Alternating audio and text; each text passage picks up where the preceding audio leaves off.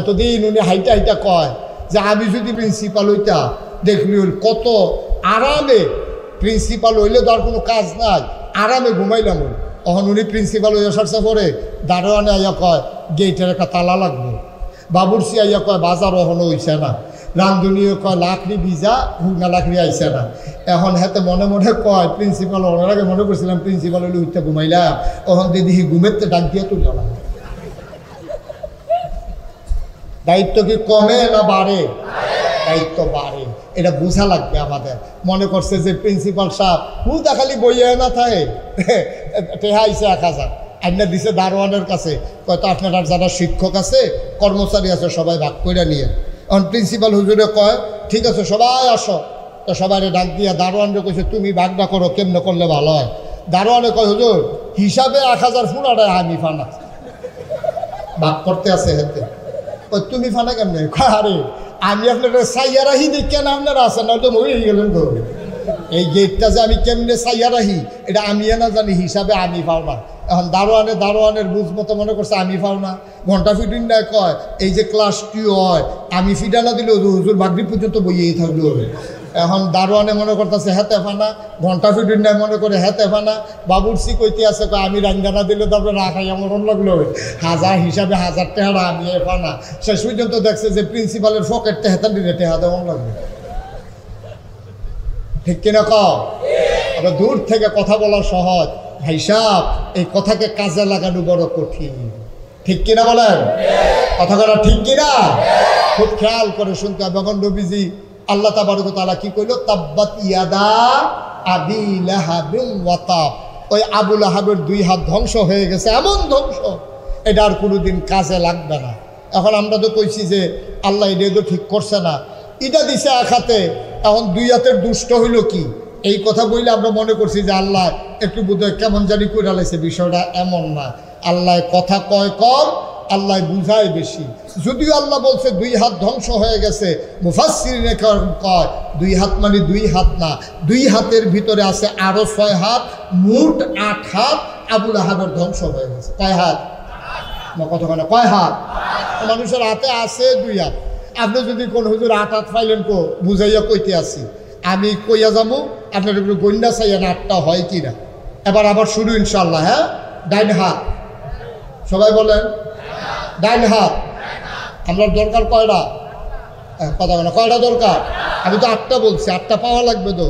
ডাইন হাত, আরে জুড়ে কন সবাই মিলে আমরা গন্ডা দেখি 8টা হয় কিনা। ডাইন হাত, বাম হাত, দুনিয়া আখারাত। আহা, কথা হয়েছিল আমি কয়াম আপনারা গণ দেয়, তা আপনারা আমার লগে লগে কইলে আর গণে গেড়া। ডাইন হাত, বাম হাত, দুনিয়া আখারাত। ছেলে মেয়ে বউ মিলাইয়া পড়া হয়েছে ফার্স্ট, এরপরে হইল সম্পদ। নাউজুবিল্লাহ করে না, জুড়ে করে নাউজুবিল্লাহ। তাহলে ডাইন হাত, বাম হাত, দুনিয়া আখারাত, ছেলে মেয়ে এবং সম্পদ, এই 6 হাত। আমি 8টা বলছিলাম, 6 হাত। আল্লাহ কইছে 2 হাত, ভিতরে আছে 6 হাত। সুবহানাল্লাহ বলবেন না? ডাইন হাতও শেষ, বাম হাতও শেষ, দুনিয়াও শেষ, আখিরাতও শেষ, ছেলে মেয়ে বউও শেষ, তার সম্পদও শেষ। তো তার আর আছে কি? তেদোরা যার এই 6টা জিনিস নাই তার আর থাকে কি? কোন তার আর কিছু আছে না? কথা বলে তার আর কিছু আছে?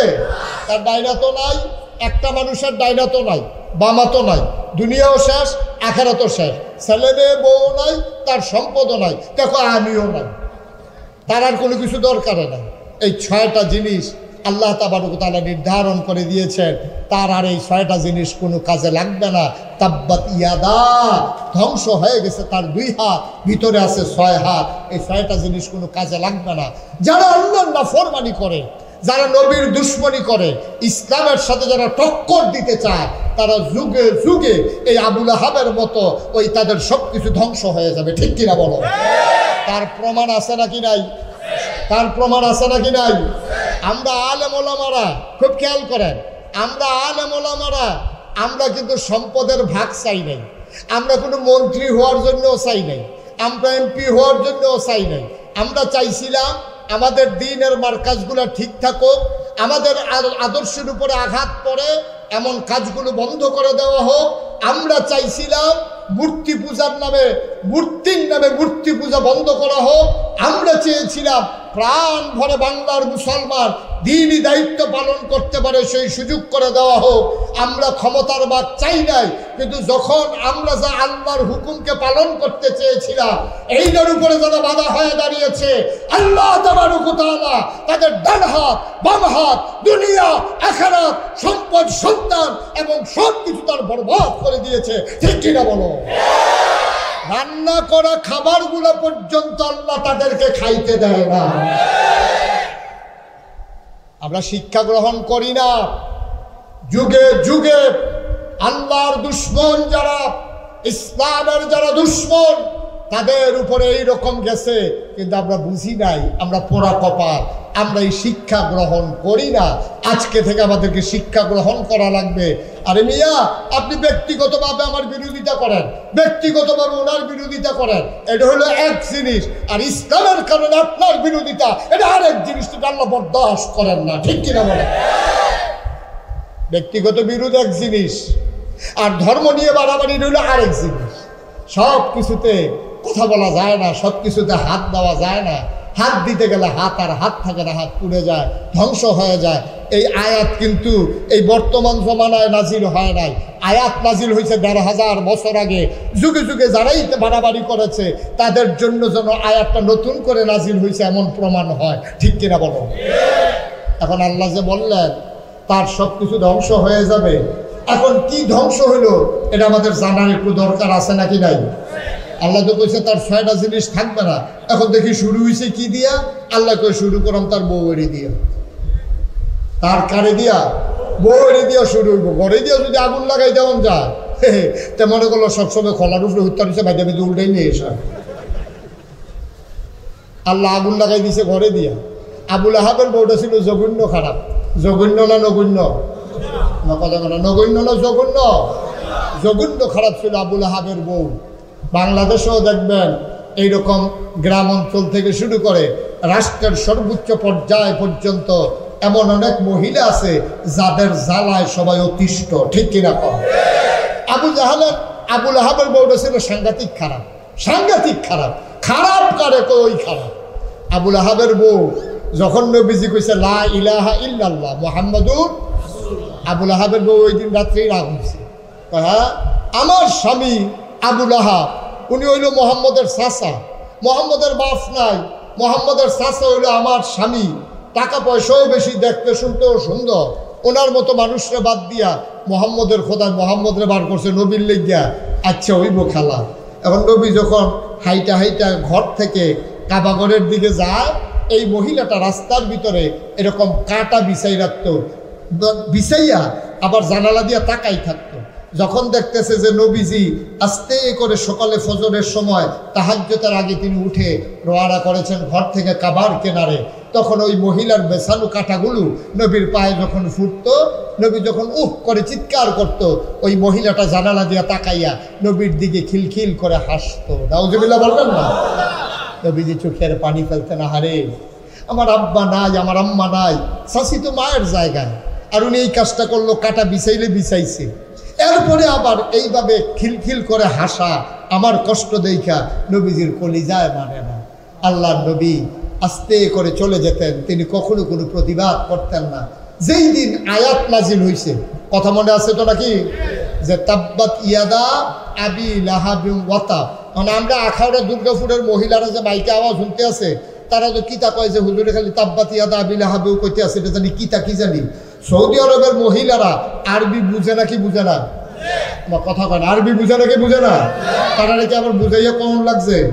যেই মাত্র আয়াত নাজিল হয়েছে, এই আয়াত যখন আবুল আহাবের বউ শুনছে, এত বুঝছে আমার জামাইয়ের কথা কইয়া মোহাম্মদের খোদায় এরকম একটা আয়াত নাজিল করন, আর যে মোহাম্মদরে ফাইয়াল এই বেডি একটা দাও লইয়া আস্তে করে এই মদিনা মক্কার রাস্তা, মদিনা এই রাস্তা মক্কার রাস্তায় রাস্তায় এই মহিলা ঘুরতে আসে। যারই পাই তার এই জায়গায় হোক মোহাম্মদরে দেখছো, বেডির হাতে দাও, চোখগুলা লাল লাল, এরকম চুলগুলো উস্কো খুস্কু এলোমেলো, মহিলাটা পাগলের মতো, যারে পায় তার এই জায়গায় মোহাম্মদ দেখছো। সবাই কয় না মোহাম্মদ তো দেখি নাই, কয় যে ওইদিকে গেছে, গিয়ে দেখে নাই।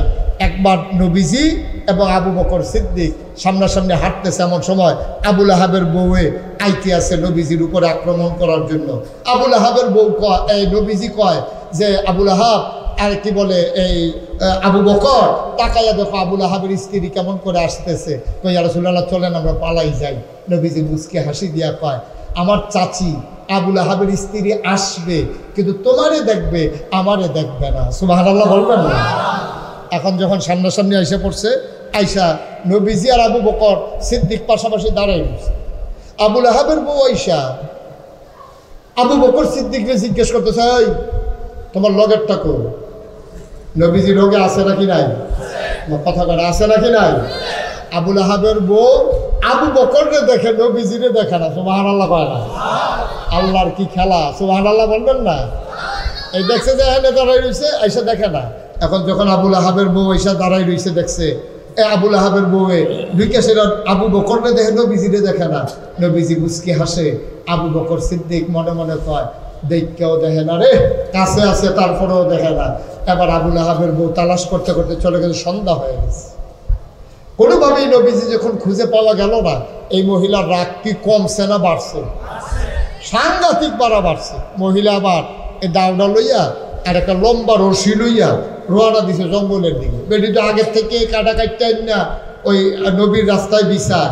এবার যখন জঙ্গলের দিকে গেছে, গিয়া সেটা সন্ধ্যার আগে একেবারে বড় বড় কাটাওয়ালা, লম্বা কাটা, ফাঁকনা কাটা, এরকম মন কাটা ভিতরে গিয়া সেটা কাইটা সবগুলো একটা বোঝা বাঁধছে। কি বাঁধছে? একটা শক্ত বোঝা, আটি বান্ধা, বোঝা বান্ধা মহিলায় ওইখানে এমন বড় ফোজা বাঁধছে, এটা তো আর তুলতেও পারে না। আর জঙ্গলের ভিতরে এবিডির ফোজা তুলিন না, মানুষ তো আর সন্তান ফরিকে বইয়া রয়েছে না, কারণ এবিডির যত ইয়া মানুষের দ্বারা তো ইয়া না। কেন? এই বেডির একটু বেশি ইয়া। বেশি কি ইয়া না? কম যেত না? কি নাউজুবিল্লাহ বলতেন না? জোরে বলতেন না নাউজুবিল্লাহ? বেডি ভুজা বান্ধা তুলতে পারে না। বেডি এখন চিন্তা করতেছে, কি রে কারবার কি? এখন দেখে যে কেউ উঠেন না নাই। এমন সময় বেডি চিন্তা করলো, কি করো? শয়তান ইয়ে বুদ্ধি দিছে তো। শয়তানে খুব খেয়াল করেন, সিহন কথা তো আমরা ইয়ে পড়ছি আসল জায়গায়। এখন শয়তান ইয়ে চিন্তা করছে যে একটা বুদ্ধি দেওয়ার দরকার, এখানে সাইজ করে নেওয়ার দরকার। শয়তান ইয়ে বুদ্ধি দিছে, এটাতে যদি কোনো মতে একটা ওসা পাহাড়ের ফাত্তরের উপরে তুলন যায়, তাহলে মাথাটা নোয়াইয়া তুমি আস্তে কইরা এটা যদি মাথার তৈতা পড়ো দাঁড়াইয়া বাইতে নাইতে যাও, এটা কোনো সমস্যা হইতো না। যেই বুদ্ধি সেই কাম। বেরিয়ে করছে কি, একটা ফাত্তরের উপরে নিয়ে ঠেললা ঠুললা ফোজাটারে তুলছে। তোলার পরে দেখে যে পিছনে আরেকটা পাথর, জায়গাটা খেয়াল করেন। মনে করেন এটা একটা পাথর, এই পানির বোতলটা একটা পাথর, এই এই টিস্যু বক্সের উপরে নিয়ে তুলছে ফোজাটা, পিছন দিয়া পানির এই বোতলটা। এই মাঝের জায়গাটার ভিতরে আবুল আহাবের বউয়ে দাঁড়াইছে। সামনে ফোজা, পিছনে পাথর।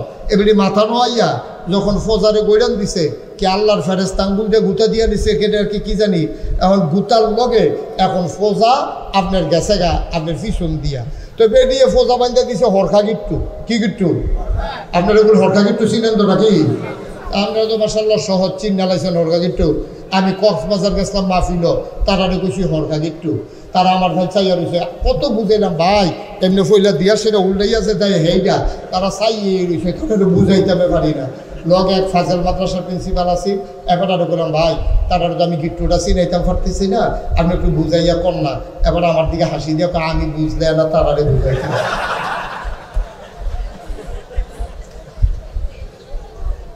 আমি নিজে তো বুঝছি না, তারারে বুঝাই কেমনে, আপনি কইতে থাকেন।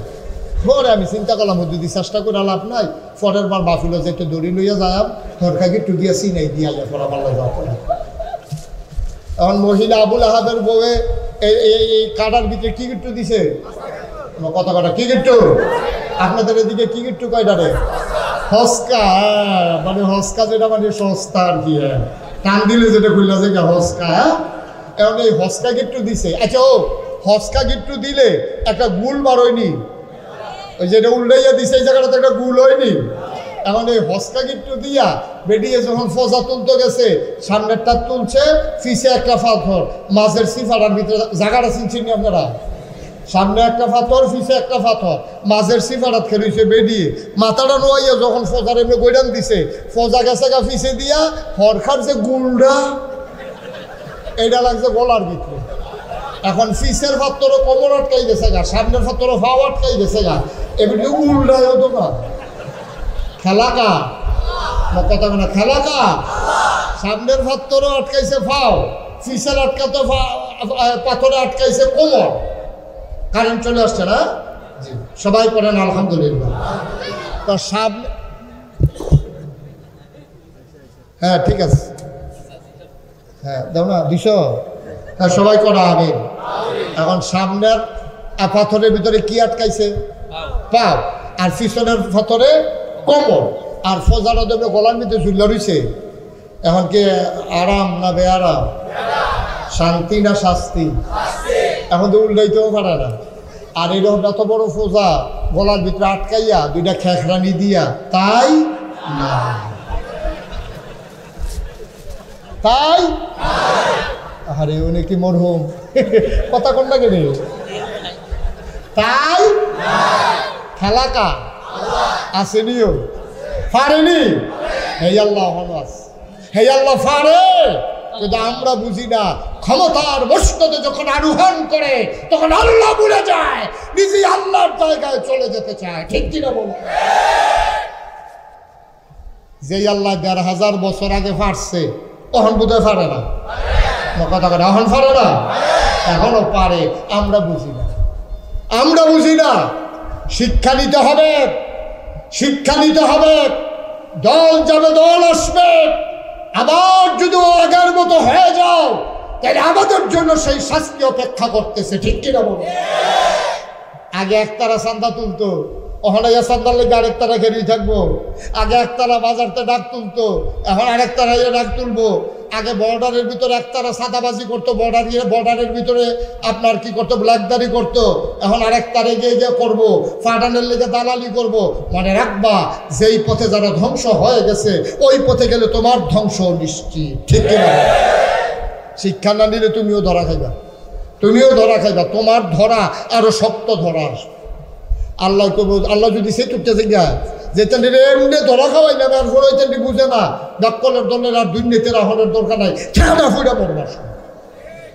ঠিক কিনা কও? এখন আবুল আহাবের বউ আসে না গেছে, কতক্ষণ আসে না গেছে, সন্দেহ হইয়া গেছে। আবুল আহাবেও শুনছে আবুল আহাবের যে 6টা হাত থাকতো না, আবুল আহাবেও টেনশন করতেছে, কি জিয়া জানি ধরে আল্লাহ জানে। এখন ধরছে যে বউয়ের দিয়ে হাতার তো খবর নাই। হ্যাঁ, তো ঘুরে গেলে সন্ধ্যার সময় যখন ঘর গেছে, ঘর গিয়া দেখে বউ নেই। যারে পায় তার এই জিকে তোরা ভাবিরে দেখছ কি? কয় না ভাই সব খেয়াল করছি না তো। কয় আরেকটা কয় বিকালবেলা দেখছি সন্ধ্যার আগে দিয়া একটা দাও আর একটা দড়ি লইয়া দেখছি জঙ্গলের দিকে গেছে। আবুল আহাবে তার যত ফাইক ফেয়াদা ছিল, কর্মচারী ছিল, হেজেক লাইট বাত্তি টাত্তি দিয়া হারিকেন মারিকেন দিয়া এই ফাড়াইছে জঙ্গলের দিকে। জঙ্গলের দিকে খুঁজতে খুঁজতে খুঁজতে খুঁজতে গিয়া পাওয়া গেছে। একজনে আইয়া কয় ভাইসা ভাবিরে পাইছি। কই কইছিস? কয় জঙ্গলের ভিতরে গলার ভিতরে এই লাকড়ির ফোজা, কি কয় কাডার ফোজা গলার ভিতরে ঝুলতে আছে। বাবির ফিটটা কোমরটা লাগিয়ে রয়েছে এক পাথর, সামনের পাথরের ভিতরে ফাও আটকে রয়েছে, বাবির জিব্বাটা বাড়ি রয়েছে, ভাবিয়ে নাই। আবুল আহাবি সিল্লান দিয়া কয় এটা কেমনে হইল রে? কয় সকলে কইতেছে ভাই সাহেব এই সন্ধ্যার পরে ভাবিয়ে হ্যাঁ গিয়ে কেমনে এই ঘটনা ঘটলো। কয় তোমরা ধরতে পারছো না, আমি বুঝছি। তাব্বাত ইয়াদা, তাব্বাত খেলা কিচ্ছু না, তাব্বাত ইয়াদা। ধরা কার? ধরা কার? শুরু করছে কি দিয়া? শুরু করছে তার বউয়ের দিয়া। কারে দিয়া? এরপরে এইভাবে তার আরো 5টা রয়েছে। 5টা কেমনে? 5.5টা রয়েছে। বউ আর ফলা মাইয়া মিলেই এনে হইলো 5 নাম্বারটা কেন?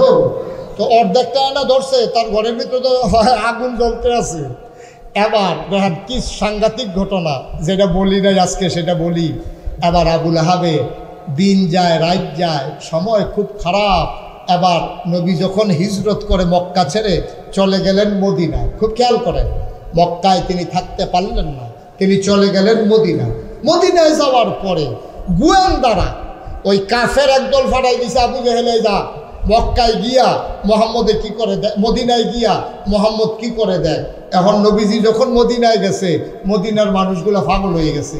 কেউ নবীজির আলগি দিয়ে কুলো তুল্লালা ফলাফানে সুইটটা টুকরির ভিতরে লইয়া এই দুই সাইডে দাঁড়াইয়া ফুলের পাপড়িগুলা ছিটাইতে আছে, গান গাইতে আছে, তলা আল বদরু আলাইনা মিন সানিয়াতিল বেদা ওয়াজাবা শুকরু আলাইনা মাদা লিল্লাহ হেদা, এমন করে গান সুবহানাল্লাহ কয় না। বেরিয়েতে বেড়াইতে জিগায় আপনারা আমরা যে নবীজি উনি কোন রাস্তা দিয়া যাইব, কিন্তু চাইতাম এক নজর। বেরিয়েতে ঘরের থেকে জানালার সিফা দিয়া নবীজিরে চাউরের লেগে দাঁড়াই রয়েছে, ফলাফাইনে এমনি নাচতে আছে, বেড়াইতে নবীজির আলগি দিয়া লাইতে আছে। এই দৃশ্য মক্কার কাফেরের যে গোয়েন্দা এটি গিয়া ওই আবু জেহাল আবুল আহাবের কইছে, ভাই সাহেব নমুনা খারাপ। কয় কি? মক্কার তারা আর মদিনার তারা নবীর লইয়া এমন পাগল হইছে, তারা নাচানাচি শুরু করছে। যদি তারা এক হইয়া যাইয়া আর মোহাম্মদের যেই বুদ্ধি আবার আছে আল্লাহ, যদি এই শব্দ শক্তি একখান হইয়া যাইয়া, আমরা মক্কার তারা মনে করেন ফইলিয়ে নেন। এখন কি করো? কয় বুদ্ধি আছে। দারুন্ডা দোয়া ইমার্জেন্সি অ্যাসেম্বলি কল করা হলো, সংসদের জরুরি অধিবেশন। সেখানে স্পিকার হয়ে গেলেন আবু জেহেল। সব নেতারারে ডাকলেন, ডাকাইয়া একসাথে করে বলতেছে যে মোহাম্মদ যে মদিনায় গেল আর মদিনার মানুষগুলো মোহাম্মদ লইয়া যে পাগল হইল, এখন কি করো? তাই এখন বুদ্ধি আছে, আমরা মদিনায় আক্রমণ করব। মক্কার 1000 বীর যোদ্ধা, মোটা মোটা তাজা তাজা শক্তিশালী অস্ত্রে শস্যে সজ্জিত প্রশিক্ষিত 1000। কয় হাজার? কথা বলা কয় হাজার? 1000 সৈন্য তারা রেডি করছে। 1000 রেডি করার আগে তারা দুইজনের নাম বাদ হয়েছে 998 জন। 998 জন করিয়া যখন তালিকা করছে, সালাক কইলাম সব জায়গাতে আছে। আমরা আখাউড়া দুর্গাপুর যেমন আছে, এটা কোনো এমন না যে মক্কা মদিনায় নাই। মক্কায় যখন তালিকা হইতে আছে সবার নাম লেখছে, লেখাও সব নাম লেখছে। আবু জেহেলের নামও লেখছে না, আবুল আহাবের নামও লেখছে না। এখন এক ফলাই খেলিয়ে কয়, ভাই সাহেব আমরা সবার নাম লেখাই না, আপনারা দুইজনের নাম দিই না। চালাকি তো সব জায়গাতে আছে। যখন কইছে আপনারা দুইজনের নাম নাই, কইলে হ দুজনের নাম লেখ। তা আবু জেহেলের নামও লেখছে, আবুল আহাবের নামও লেখছে। আবুল আহাবের নামটা লেহাইতে আছে আর মনে খালি পড়তে আছে তাব্বাতি ইয়াদা। এমনি আমার বউরে পাত্র এই জঙ্গলের ভিতরে গলাত ফাঁসি লাগাইয়া সাইডালায়, আর আমি যদি যুদ্ধের ময়দানও যাই ফইলা কূপ দেয় তো আমার ইতিহাস শুরু হইব। এত তো তাপবাতি এটা খালি মনে পড়ে। এই চিন্তা করলো নাম যে লেহাইলাম জনগণের সাফে পইরা অহংকিতা করো। আবু জেহেল সব বুদ্ধি টুদ্ধি শেষ, যুদ্ধের তারিখ হয়েছে, সবাই কবে যাইব। আবুল আহাব কথা আছে, যুদ্ধ যাওয়ার আগে কথা আছে। ওই কি কথা? আমরা যে 1000 লোকের নাম লেখাইলাম, আচ্ছা এর ভিতরে কেউ যদি শৈল ভালো না থাকে, এটা তো একটা চিন্তার বিষয়। সবার যে শৈল ভালো থাকবে এমন তো কোনো কথা না। 1000 লোক আমরা বসেন, 1000 লোক কয় হাজার? ওমা কথা বলো কয় হাজার? 1000 লোকের ভিতরে কারো শরীর খারাপ হওয়ার স্বাভাবিক না অস্বাভাবিক? স্বাভাবিক। এখন কেউ না কেউ শরীর খারাপ হইতেই পারে। আবুল আহাবে কথা তুলছে, ভাই এই যে 1000 লোক যে আমরা নাম লেখাইলাম, কেউ যদি শরীর ভালো না থাকে কিতা করো? লোক তো আমরা 1000, হঠাৎ করে একজনের শরীর খারাপ হয়ে গেল, তখন কিতা করো? তো কথাটা যখন আবুল আহাবে তুলছে, সবাই মিল্লা কইতে আছে, ভাই সাহেব কথাটা যেহেতু আপনার মাথা তাইছে, সমাধানটা আপনি করেন, কি করলে ভালো হইব? আবুল আহাবে কয়, শোনো, যদি আমরার ভিতরে কেউ শৈলবালা না থাকে, তে নিজে যাইতো না পারলে আরেকজন লোক দিব তার বদলি। সকলে কহ এটা বুদ্ধি পছন্দ হয়েছে। আবুল আহাবে মনে মনে কয়, আমার এই শৈলবালা থাকতো না, কারণ তাপবাতিয়া ফাঁসতে করেছে তার ভিতরে যে আমার এই শৈলবালা থাকলো না। কথাটা তো তুলছে আর লাগিয়ে ঠিক এই যুদ্ধে যাবার রওনা দেবে, মদিনার দিকে তারা বের হয়েছে, বদরের প্রান্তর দিকে। এমন সবাই আবুল আহাবে হাতের ভিতরে দইরা একবারে লইয়াইছে। আবু জেহেল কয়, কি ভাই নমুনা খারাপ, শৈলের নমুনা মোটেও সুবিধার না, যুদ্ধের ময়দানে যায়ান দূরের কথা, হ্যান পর্যন্ত যাওয়া সম্ভব না। কত কথা না হয়েছে, আইনা হইলো লগে লইয়াও এত দূরে আনছি না। এই যে মুফাসসিরিনে কেরাম কয়, যেই লোকটারে আনছে হ্যাঁতে কোনো আইতো চাইছিল না। হ্যাঁ তার কাছে আবুল আহাবে আছিল সুদের কারবার, হ্যাঁ সুদে টেহা লাগাইতো। একবার সুদে টেহা নিছে 3 মাসের লাগিয়া। আবুল আহাবে গিয়ে হ্যাঁ তার ভাই তুইটা কয় টেহা দে, কয় ভাই 2 মাস হয়েছে না 3 মাসের লেগে টেহা দিতে দেন কিতা কয় অহন টেহা দিবি আর নইলে যুদ্ধ চাইবি দুইটার একটা কোনটা করবো বুঝ করে করো কয় টেহা তো দিতে পারতাম না কত যুদ্ধের ময়দানে যাইবা হেতারে দইটা আনছে বদলি সিটার কারে হয় বাটফার কে আর রুবের বাটফার এখন হাতে তো বাধ্য হইয়া টেহা যখন দিতে পারতো না যাইব কি করবো যুদ্ধের ময়দানে হেতারে দৌড়াই না যুদ্ধের ময়দানে দিছে আবুল আহাব যায় নাই কারণ আবুল আহাব জানতো তাব্বাত ইয়াদা আমি যুদ্ধের ময়দানে গেলে আমাকে ছাড়া হবে না। শেষ পর্যন্ত করুণ পরিণতি। আমার বলার উদ্দেশ্য হচ্ছে শিক্ষা দেওয়া। আবুল আহাবের শেষ পর্যন্ত কেমনে মারা গেছে? বদরের প্রান্তর থেকে যখন সে যায় নাই বদরে, সবাই যখন ফিরে আইছে তারা 70 জন 2 টুকরা করে লাইছে, 70টারে ফিসমরা বান্ধিয়ে হতাই লাইছে। আর বাহিনী কোনো মতো ওমা গো কইয়া সিল্লান দিয়ে মক্কায় পড়ছে। আইয়া দেখে যে আবুল আহাবের আসল শরীর খারাপ, তার কুষ্ঠরোগ হয়েছে। কুষ্ঠরোগ তৎকালীন জমানায় কোনো চিকিৎসা ছিল না, ছোঁয়াচে একটা রোগ। এই আবুল আহাবের যখন কুষ্ঠরোগ হয়েছে তখন ডরে তার জিও যায় না, তার ফুতেও কাছে যায় না। আল্লাহ কইছি তার 6টা জিনিস তার কোনো কামও লাগতো না। কথা মনে আছে নি? কয়টা জিনিস কামও লাগতো না? তো বউয়ে তো লাগবো কেন, তাই তো না ইয়ে তাই তো হেঁটে এমনি কামও লাগে না। ওখানে আসিল জিফুত, ওখানে এইটিও কামও লাগে না। কারণ এইটি কুষ্ঠরোগ হওয়ার কারণে এইটি কেউ বাপের কাছে যায় না, এটা সোয়াশে রোগ, আবার জিয়ে রয় ফুতে রয়। এই চিন্তায় কেউ আর আবুল আহাবের কাছে যায় না। শেষ পর্যন্ত আবুল আহাবরে একটা গ্রামের এক ঘরের ভিতরে বন্দি করে রাখছে। আর এই তার পচা দুর্গন্ধ, এমন দুর্গন্ধ ওই এলাকায় কোনো লোকজন আর থাকতে পারে না। সবাই মিল্লা জিফুতের কাছে গিয়া কইছে, তোমার বাপেরে দূরে কোথাও রাইখে আসো, এই সমাজে তাক রাখলে আমরা থাকতে পারবো না। শেষ পর্যন্ত জঙ্গলের কাছে ছোট্ট একটা ঘর তুললে, ওই বাদ্যা মানুষ বাদ্যা বেরিয়ে বাদ্যা বেড়ায় যেমন আরেকটা ঘর তুললা থাকে পলিথিন দিয়া, এরকম একটা ঘর তুললা আবুল আহাবরে নিয়ে আলগা এক জায়গার ভিতরে রাখছে। সেখানে রাখার পরে এখন তারে খানা দানা দিব কেমনে? কাছে গেলে নিয়ে আবার রোগ হয়, কেউ তো ডরে যায়ও না। তখন ওই আমরা দেশে যে বেকারি চিনেন নি? সাইয়ার হয়েছে মনে হয় জীবনে কইতে পারতো না বেকারি। আরে বেকারি চিনেন নি? এই বেকারির একটা তন্দুর থাকে, এটার ভিতরে বিস্কুট বানাইয়া যে ফাটায়, এরকম একটা বইটার মতো আছে, আসেনিও? এই বইটার মতো দিয়া এটার ভিতরে বেকারির ভিতরে হাত দিল, দাঁত ফিরে যাইব, এটার ভিতরে দাদাও তো লাগু। এখন আবুল আহাবরে ঘরের ভিতরে রাখিয়া এরকম বইটার মতো লম্বা ডাটলা একটা বানাইয়া এই শহীদ তলে দিয়া, বেড়ার তলে দিয়া তারা খানা দেয়। হ্যাঁ বইয়া বইয়াতে খায়। তার জিফু তো তার কোনো কামও লাগলো না, তার টাকা পয়সাও কোনো কাজে লাগলো না, তার বৌদ ফইলিয়ে গেল। শেষ পর্যন্ত জঘন্যভাবে আবুল আহাবের দুনিয়া থেকে বিদায় হলো। একদিন খাবার দেয়া হলো, দেখে যে আর খাবার কেউ ধরে না, টেনে আনা হলো, দেখা গেল আগের খাবার আগের মতোই আছে। বুঝে গেল মানুষটা নাই, দুর্গন্ধ ছুটে গেলে কেউ সাহস করে না। এবার একদল নিগুরুকে আনা হলো। আবুল আহাবকে তারা কবরের ভিতরে দিতে পারবে কিনা দূরে গর্ত করা হলো, বাঁশ দিয়া গুতাইয়া গর্তের ভিতরে ফালাইয়া মাটি চাপা দিয়া তারে দুনিয়া থেকে বিদায় করা হলো। এইটাই হচ্ছে আল্লাহর দেয়া বিধান, ঠিক কিনা? আল্লাহর ফয়সালা বড় কঠিন ফয়সালা আব্বা। সব কিছু নিয়ে কথা চলে না, ইসলাম নিয়া আপনি পারলে মানেন। আমি আরো সুন্দর করে বলতেছি, আপনি পারলে মানেন, আপনি পারেন না মানেন না, এটা তো আপনার এক অপরাধ। আপনি নামাজ পড়েন না, এটা হলো এক অপরাধ। যে নামাজ পড়ে তারে টিটকারি মারবেন, তারে রাস্তা যাইতে গেলে বাধা দিবেন, তোর বাহের রাস্তা দিয়ে আডুসনি কইবেন, কি কারবার কি? আপনি 1 নম্বরে নামাজ পড়েন না, আবার যে পড়ে তারে বাধা দিবেন। এত বাদ দুধ দিয়া খায় না, দুধ দিয়া খায় লাস্টের দুগুলো কষালন দিয়া। আপনি শুরু হয়ে করছেন দুধ দিয়া। ইসলাম দিয়া সব কিছু মানানসই হয় না ভাই সাহেব। আপনি পারেন না, আপনি চুপ থাকেন। আপনি মানেন না, আপনি চুপ থাকেন। আপনি পারেন না, আবার বিরোধিতা করেন। আপনি মানেন না, যে মানে তারে টিটকারি মারবেন। লা হাজাবা বাইনাহু ওয়া বাইনাল্লাহ, আল্লাহর মাঝে ওই মাজলুমের মাঝে কোনো পর্দা নাই। ডাক দিতে দেরি, কবুল হতে দেরি নাই। হাজারো মায়ের বুক খালি করা, মানুষগুলোকে গুম করা, ওই মানুষগুলো রাতে রাতে কেঁদে কেঁদে যখন দোয়া করেছে, আল্লাহ তাবারক ওয়া তাআলা কবুল করে নিয়ে তাদের ফয়সালা করে দিয়েছে, ঠিক কিনা বলো? বড় কঠিন ফয়সালা। এই জন্যে সব সময় আমার এই কথাটা মনে রাখবেন, সব সময় মনে রাখবেন।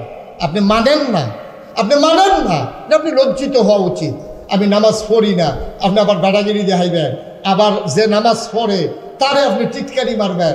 আপনার ফলারে আপনি মাদ্রাসা তো দেয় না, হ্যাঁ এবার ফুতেরে দিছে গেরে, এবারে গিয়ে বুঝাইতে আছে তোমার ফুতেরে যে মাদ্রাসা দিছ তো কিতা করে খাইব।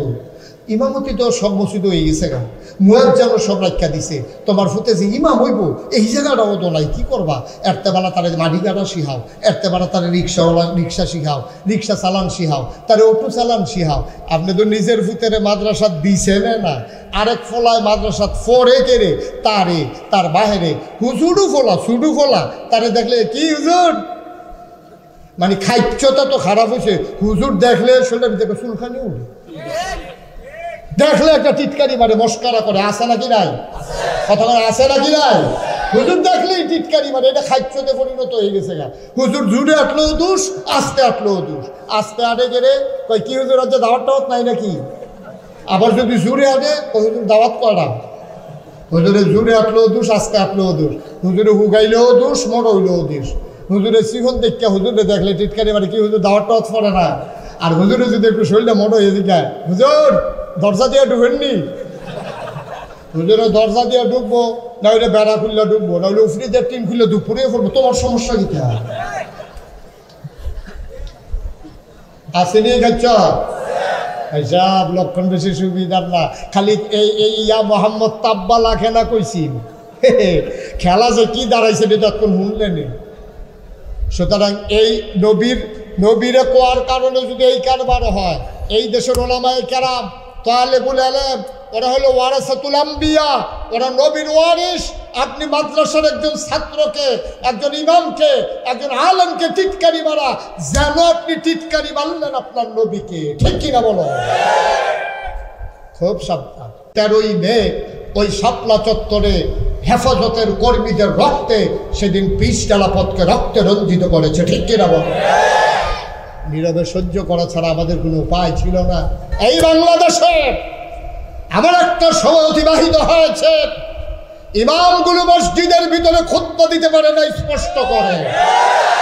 এই বাংলাদেশে ওলামায়ে কেরাম যখন ওয়াজ করতে আসে, ওয়াজ হুজুর ওয়াজ করবে, আর আগে হুজুর 1 ঘন্টা ওয়াজ করে, ঠিক কিনা বলো?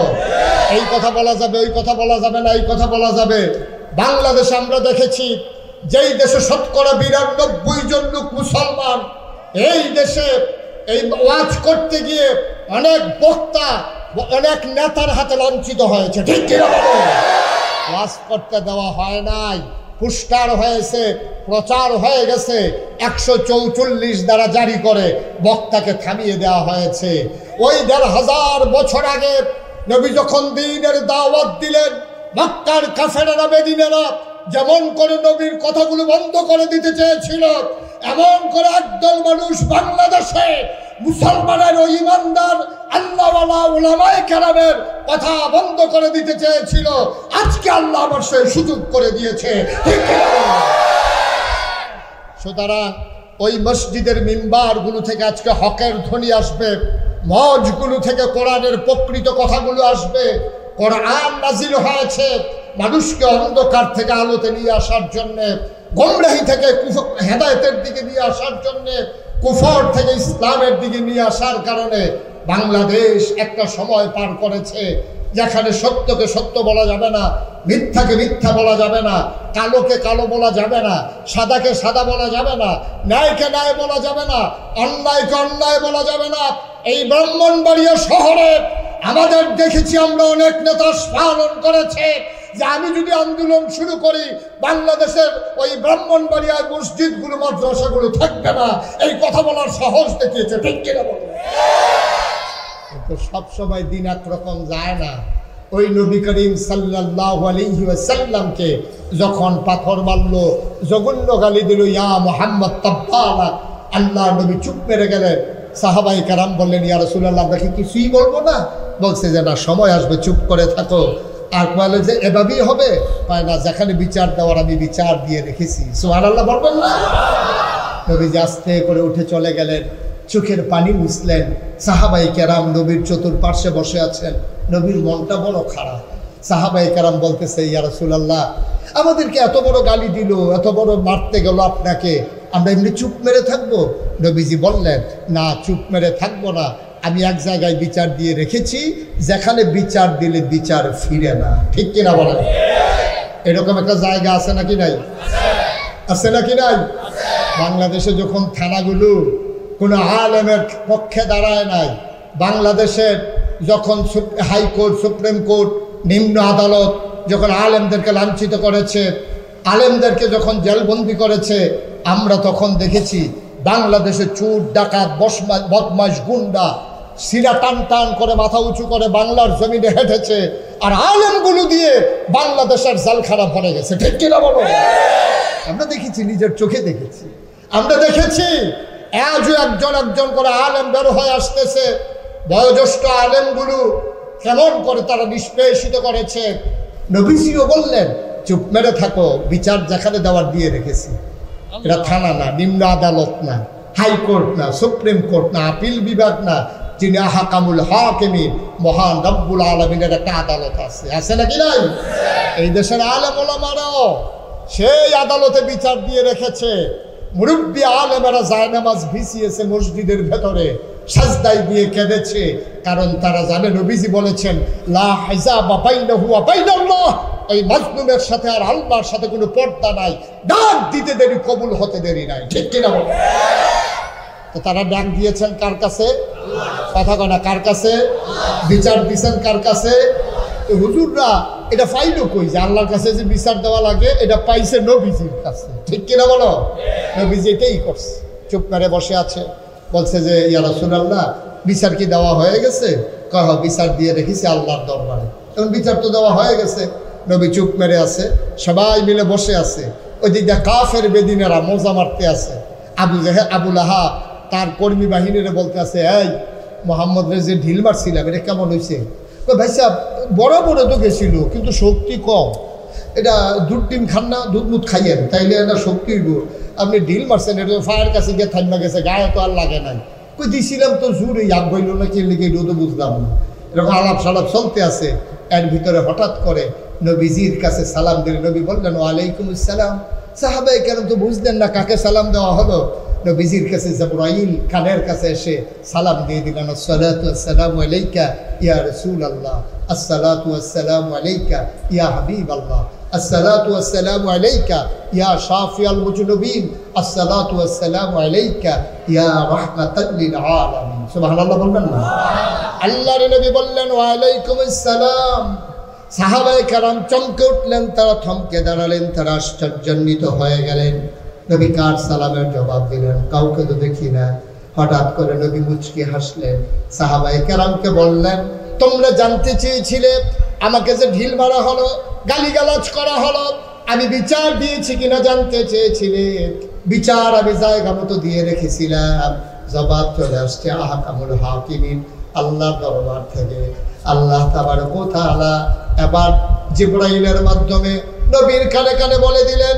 জিবরাইল বলেন, ইয়া রাসূলুল্লাহ, আপনি কি আল্লাহর দরবারে কোনো বিচার দিয়েছিলেন নাকি? আল্লাহর নবী কয়, হ্যাঁ। ওই আবু জাহেল, আবু লাহাব যখন আমাকে ধ্বংস করতে চাইল, আমাকে যখন বলল, ইয়া মুহাম্মদ তাব্বালা, আমি নবীর আল্লাহর দরবারে বিচার দিয়েছিলাম। এবার জিবরাইল আলাইহিস সালাম এসে কয়, আপনার বিচারের রায় আল্লাহ পাঠিয়ে দিয়েছে। সবাই ঘুমাই গেছেন না? এইরকম একটা কথা সুবহানাল্লাহ না কইলে এত ভালো জায়গা ফাইবেন কখনো আপনারা? এদিকে ঘুরে বনফেসে একটা ঘুরান, এত দিকে চাইয়েন না, আমার দিকে চাইয়া থাকে। আমি তো আপনার দিকে চাই, আমি দেখি এইদিকে চাইয়া রয়েছেন, তো ওই চাইতাম। আমিন কর, জুড়ে কর। জিবরাইল আইসা কইয়া, হ্যাঁ রাসূল, আল্লাহ রাসূল, আপনি কি আল্লাহর কাছে কোনো বিচার দিছিলেন? কয় যে, হ, বিচার তো একটা দিছিলাম। কি হয়েছে? রায় তো আল্লাহ পাঠাই দিছে। সুবহানাল্লাহ বলবেন না? রায় চলে আসছে তো তাড়াতাড়ি। কয়, হ্যাঁ, এটা দ্রুত আদালত, ট্রাইব্যুনাল, এখনো দেরি নাই। রায় লগে লগে রাইতের 3টার সময় ট্রাইব্যুনালে বিচার হয়ে যায়। কয়, কি বিচার আসছে? জবাব কি আসছে? এই জবাবটা আমরা সবাই জানি। হ্যাঁ, সবাই মিলে আমরা পড়ি। কোরআনে ঢোকার আগে বাড়ি দুধ শয়তান থেকে ফেটে হচ্ছে, যিনি রহমান, যিনি রহিম, তার নামে চলো শুরু করি, সবাই পড়ি। আউযু বিল্লাহি মিনাশ শাইতানির রাজিম। বিসমিল্লাহির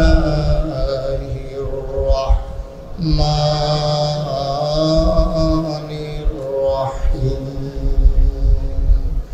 তাব্বাত ইয়াদা আবি লাহাবিন ওয়া তাব মা আগনা আনহু মালুহু ওয়া মা কাসাব সায়াসলা নারান যাতা লাহাব ওয়া ইমরাআতুহু হাম্মালাতাল হাতাব ফি জিদিহা হাবলুম মিন মাসাদ।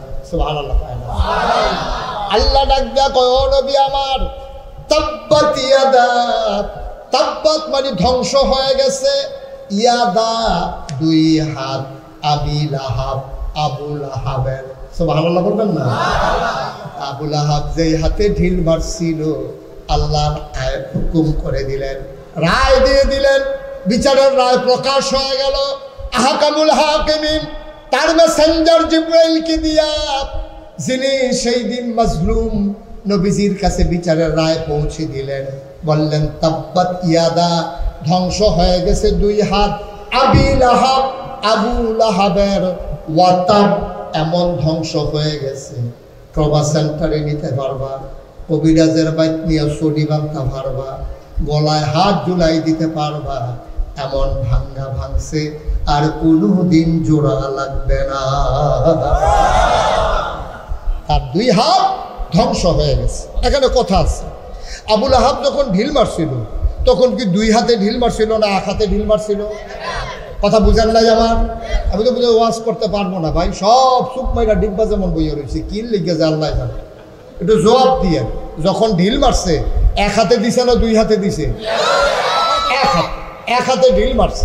এখন আল্লাহ কি কয়, তাব্বাত ইয়াদা, ধ্বংস হয়ে গেছে দুই হাত।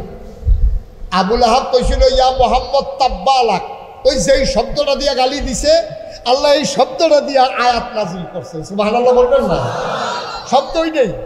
আবু জেহেল বলছিল ইয়া মুহাম্মদ তাব্বালাক, ও মুহাম্মদ তোমার ধ্বংস হোক, আর আল্লাহ কয় তাব্বাত, ধ্বংস হয়ে গেছে।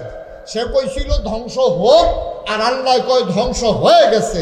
ইয়াদা দুই হাত, আবি লাহাব আবু লাহাবের, এমন ধ্বংস হওয়া হয়েছে যে এই হাত আর কোনো কাজেও লাগবে না। সুবহানাল্লাহ বলবেন না?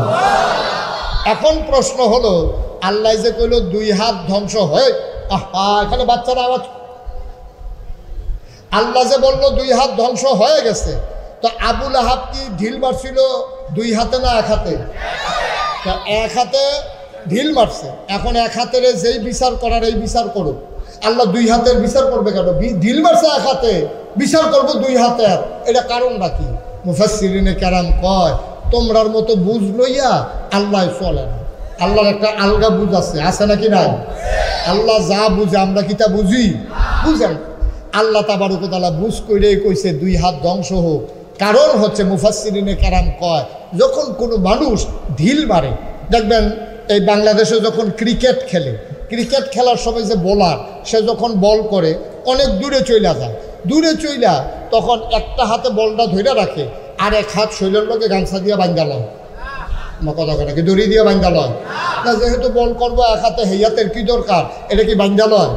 তাইলে সে করে কি, এক হাতে বলটা লইয়া আর এক হাতে দুনো হাত ঘুরাইতে ঘুরাইতে ঘুরাইতে ঘুরাইতে এরপরে গিয়ে বলটা করে। তাইলে বোঝা গেল বল করে এক হাতে, হেইও কয় আর এক হাতে।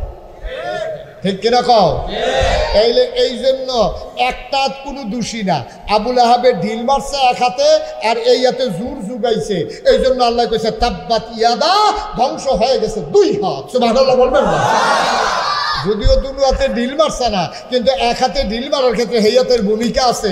যদিও হাতে দুই হাতে বল করছে না, কিন্তু বল করছে এক হাতে, আর এক হাতে ঘুরে ঘুরে ঘুরে ঘুরে গিয়া সেটা, এরপরে আপনার গিয়া সেটা বল করে। তাইলে মাছ ধরুন্ডার যেই বাঘ, দুলারা হুন্ডারও হেই বাঘ, ইটা দেউন্ডার যেই বাঘ, হেইও কৌন্ডারও হেই বাঘ। এর লেগে আল্লাহ কইছে দুই হাত ধ্বংস হয়ে গেছে। সুবহানাল্লাহ বলবেন না? আল্লাহ কথা কয় কম, আল্লাহ বুঝায় বেশি। আল্লাহ বাচ্চাটারে বসন্ত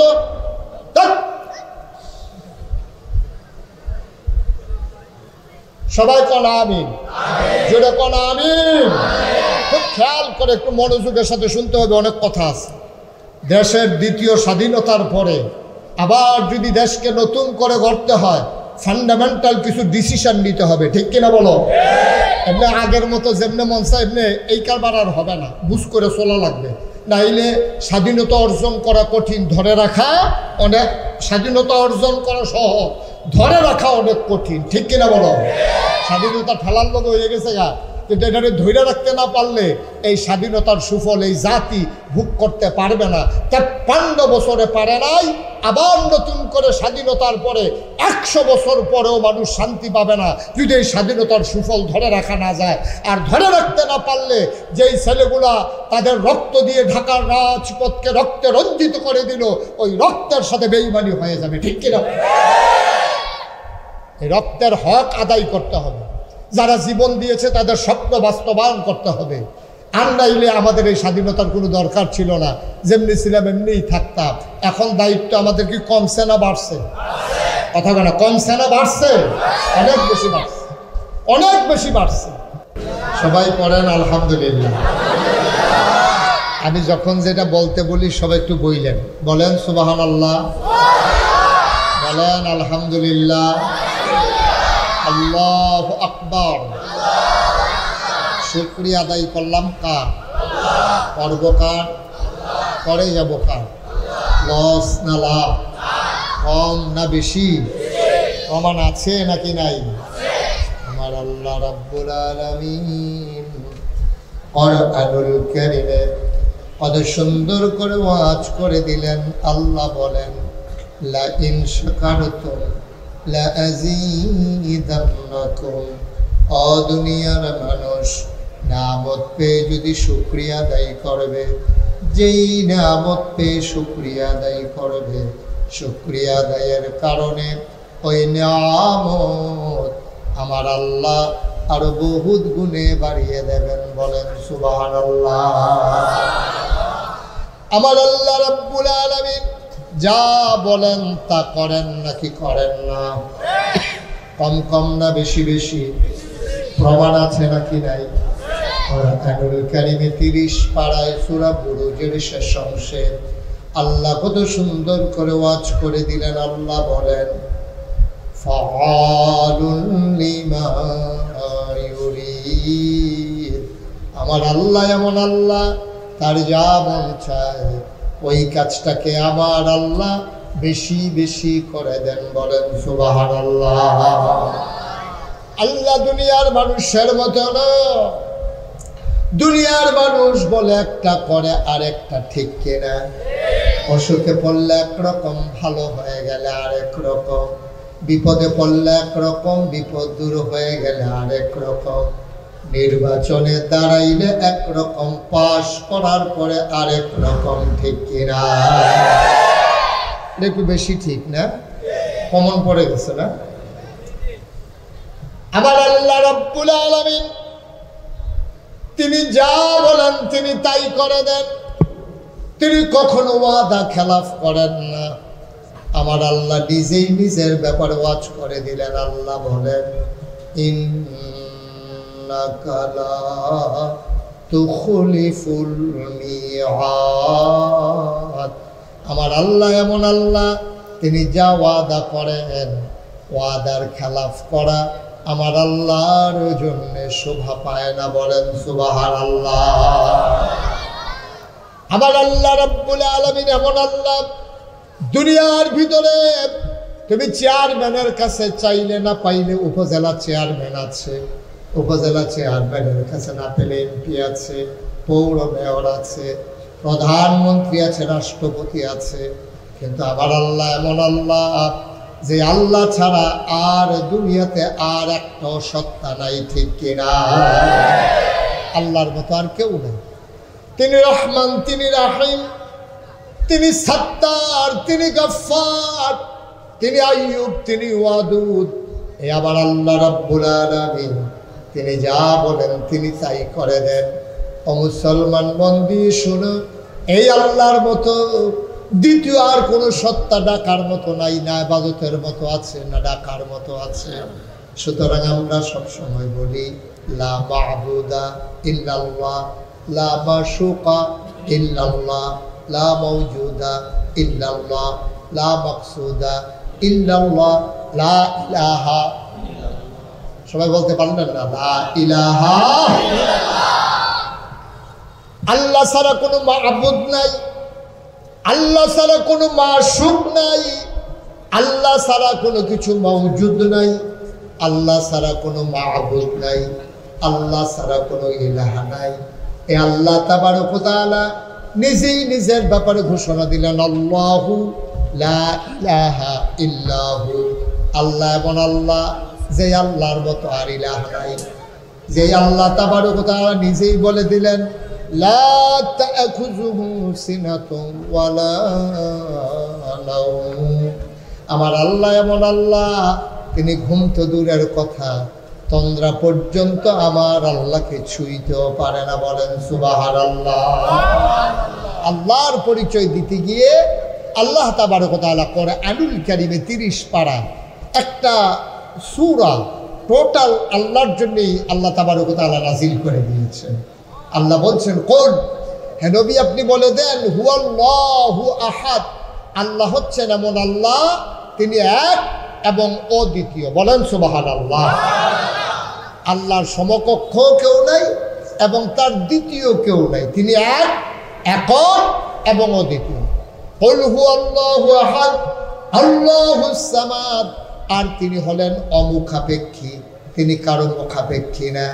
দুনিয়ার মানুষ যত দেখবেন মন্ত্রী হোক, এমপি হোক, আর জগৎ বিখ্যাত রাজা বাদশাহ হোক, এমন একজন মানুষ পাবেন না যিনি অন্যের উপরে মুখাপেক্ষী না। ঠিক কিনা?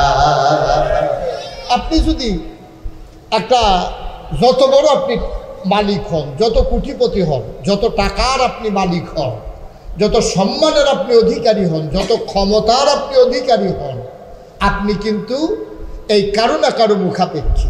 আপনার কোটি কোটি টাকা আছে, আপনি যদি বলেন আমি কারো মুখাপেক্ষী না, তাহলে আপনি যে কাপড় পরেন, এই কাপড়টা তো আপনি বানান না। এই কাপড়টা এক জায়গা থেকে কেনা লাগে, সেলাই করার জন্য আপনি দর্জির কাছে যাওয়া লাগে, ময়লা হয়ে গেলে ধোয়ার জন্য ধোপার কাছে যাওয়া লাগে, আবার ইস্ত্রি করার জন্য আপনার লন্ড্রিতে যাওয়া লাগে। তাইলে আপনি এক গায়ের পাঞ্জাবি নিয়ে আপনি কত মানুষের কাছে ধরা, চিন্তা করে দেখেন।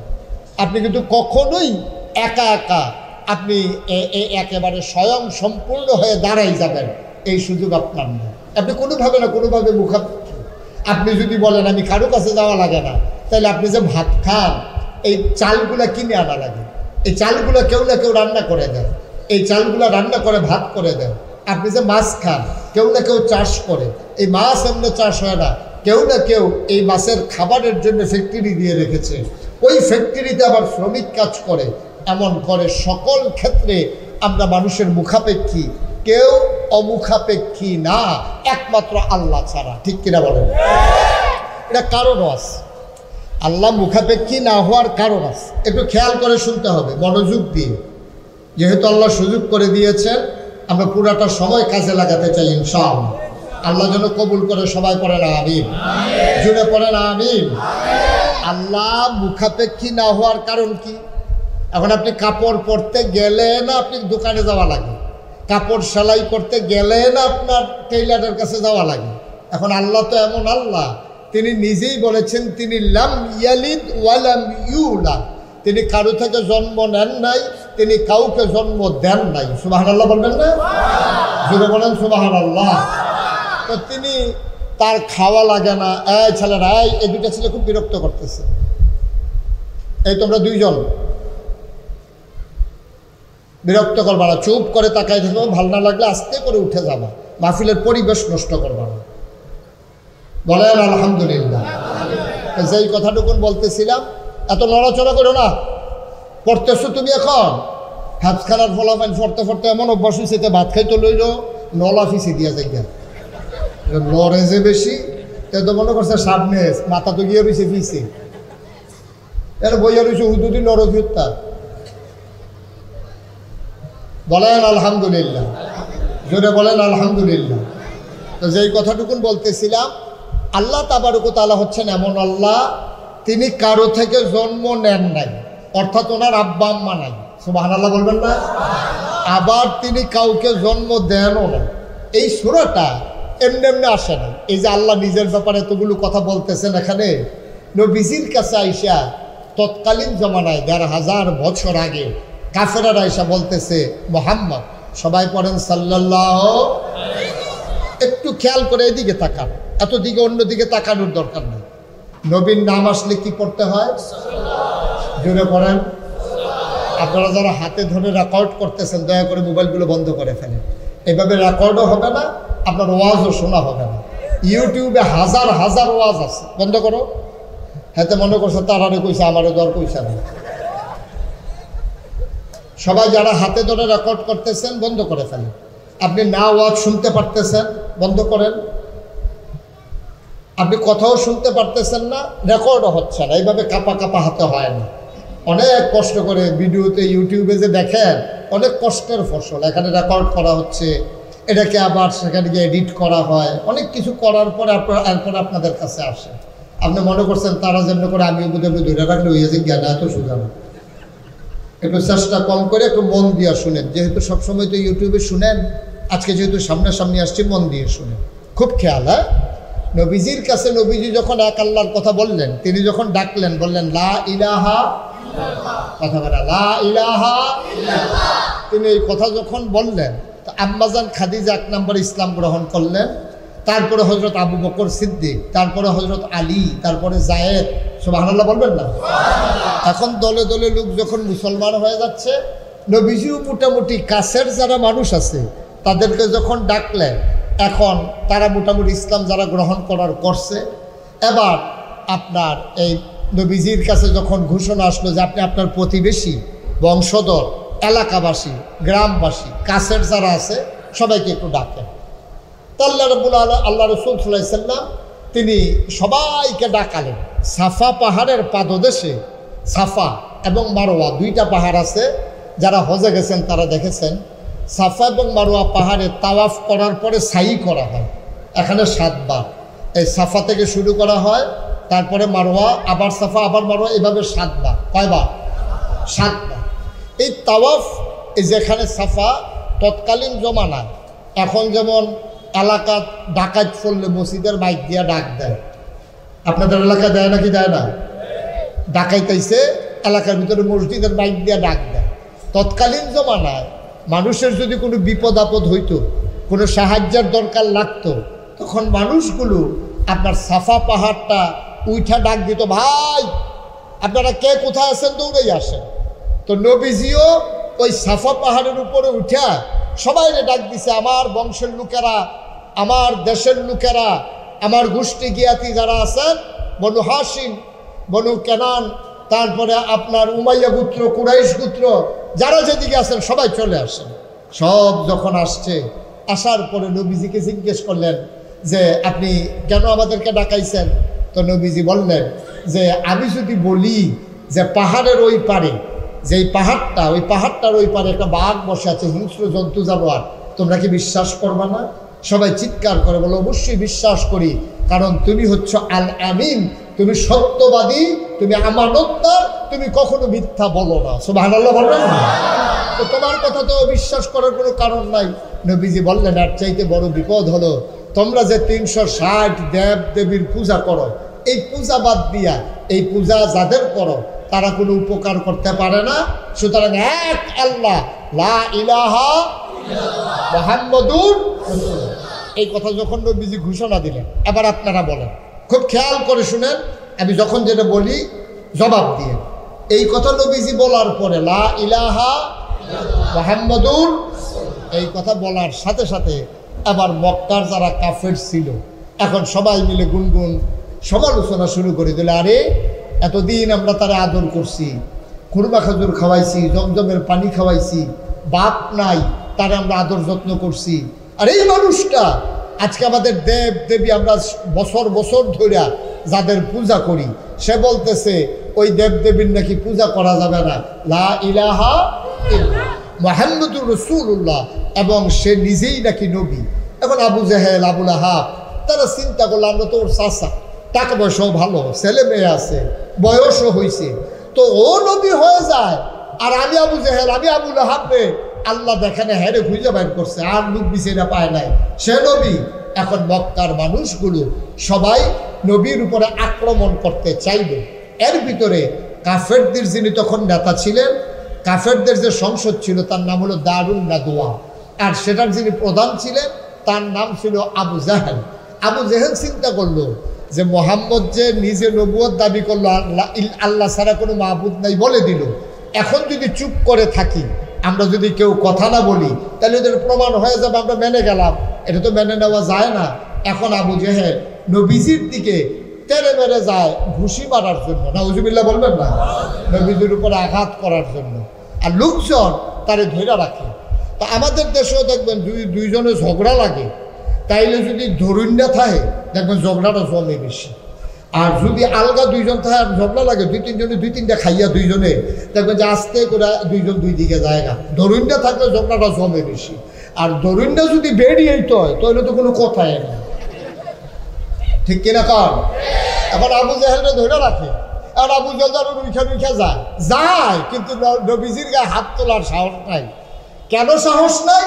সে চিন্তা করছে মোহাম্মদের গায়ে যদি আমি হাত উঠাই, মোহাম্মদের চাচা আমির হামজা, মোহাম্মদের চাচা আবু তালেব, মোহাম্মদের চাচা আবু লাহাব, তারা যদি আমার ফিরাইয়া ধরে, রক্তের টান, ভাতিজা, বাপ নাই, এই বাপ হারা সন্তানটারে তো তারা এমনি ছেড়ে দেবে না, ফিরাইয়া যদি ধরে আমি আবু জেহেল, তাদের হাত থেকে বাঁচার কোনো উপায় নাই, ঠিক কিনা কম? এখন এই চিন্তায় আবু জেহেল যায় কিন্তু দেয় না। তখন আবু জেহেল এইভাবে বারবার যখন এমন করে, তৎকালীন জমানায় আরেক নেতা নাম হলো আবু লাহাব, নবীর আপন চাচা, সে আবার একটা পাথর নিয়ে নবীজির দিকে ঢিল মারছে এবং জঘন্য একটা গালি দিছে, বলছে ইয়া মোহাম্মদ তাব্বালাক, ও মোহাম্মদ তোমার ধ্বংস হোক, নাউজুবিল্লাহ বলবেন না?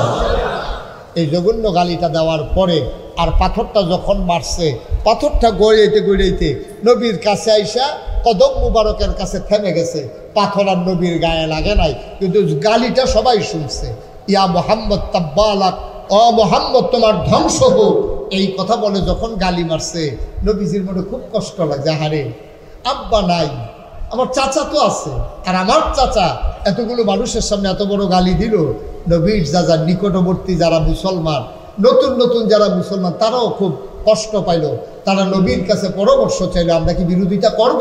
নবীজি বললেন, হ্যাঁ, আমরা এখন মাইনরিটি, ওরা হলো মেজরিটি, এখন আমরা যদি তাদেরকে প্রতিবাদ করতে যাই, এই প্রতিবাদের কারণে আমরা মাইর খাবো, তাদেরকে মাইর দিতে পারবো না, সময় একদিন আসবে, ঠিক কিনা বলেন? খুব সাবধান, হিসাব করে চললেন, নাইলে জনমের ধরা খাইবেন। আজকে 33 বছর আমি মাহফিল করি, মাহফিলে কদম দিলে আমি মাহফিলের ওজন বুঝি। আজকের মাহফিলে কদম দিয়া আমার মনটায় সাক্ষী দিছে আপনাদের মাহফিল আল্লাহ কবুল করে নিয়েছে। আপনারা যদি কঞ্জে হুজুর বুঝলেন কেমনে, আপনারাও বুঝছেন, মনও নাই, আমি বুঝছি, আমার মনে রাখছি, আপনারাও বুঝছেন মাহফিল যে কবুল হয়েছে এটা আপনারাও বুঝছেন। সন্ধ্যার পরও বৃষ্টি হইয়া এখন সুন্দরভাবে বৃষ্টি না হওয়া, এইটাই মাহফিল কবুল হওয়ার লক্ষণ, ঠিক কিনা বলেন? আর প্রমাণের কি দরকার? আল্লাহ এমনি বৃষ্টি দিয়ে যে আয়োজন করে শুরু হয়েছি, আমি তো মনে করছি 7টাখানেকের আগে থামতো না, আমি তো যাইতাম যাইতাম রয়েছিলাম, পরে হুজুরে আইয়ালাম, এলেগে আইছি আমিন কর। গতকালকে আমার মাহফিল জন্য প্রত্যন্ন আগাম হুসেনপুরে আমার কিছু ভক্ত মরিদেশ, ওখানে ছিলাম, তারপরে ওখান থেকে আজকে এসেছি। আসার সময় রাস্তায় দেখলাম প্রচুর বৃষ্টি, আমি ভয় পেয়ে গিয়েছিলাম, কিন্তু আল্লাহ তাবারক ওয়া তাআলা কবুল করে নিয়েছেন। এ মাদ্রাসা কর্তৃপক্ষের চাওয়াকে পাওয়ায় পূর্ণতা দিয়েছেন। এই এলাকার মানুষ, আপনাদের ভাগ্য ভালো। আপনারা তো বুঝেন নাই মাহফিলের ওজন, মাহফিলের ওজন বুঝছে যারা আপনাদের আব্বা আম্মা কবরে আছে, ওরা সুবহানাল্লাহ বলবেন না? আমি কিতাবে পেয়েছি, যখন কোথাও কোনো এই মজলিস হয়, দোয়ার মজলিস, দ্বীনি আলোচনার মজলিস, তখন চতুর্পাশ দিয়ে আপনারা যেমনি দাঁড়াই রয়েছেন, এরকম চতুর্পাশ দিয়ে ফেরেশতারা দাঁড়ায়, সুবহানাল্লাহ বলবেন না? আর কোন জায়গায় সুবহানাল্লাহ কোন লাগে আপনার কি আন্দাজ নাই? তো এতটা জায়গায় পাইয়া সুবহানাল্লাহ কোন না গেলে বুঝলাম না, জোরে কোন সুবহানাল্লাহ। আমরা যেমনি দাঁড়াই রয়েছে এরকম ফেরেশতারা এমনি দাঁড়াইতে, ফাঁকে ফাঁকে ফেরেশতা আছে, সবার লগে লগে ফেরেশতা দাঁড়াই রয়েছে। এখন ফেরেশতারা দেখে, আমিও দেখি না, আপনিও দেখেন না, ফেরেশতারা দেখে আয় ছেলে বসো,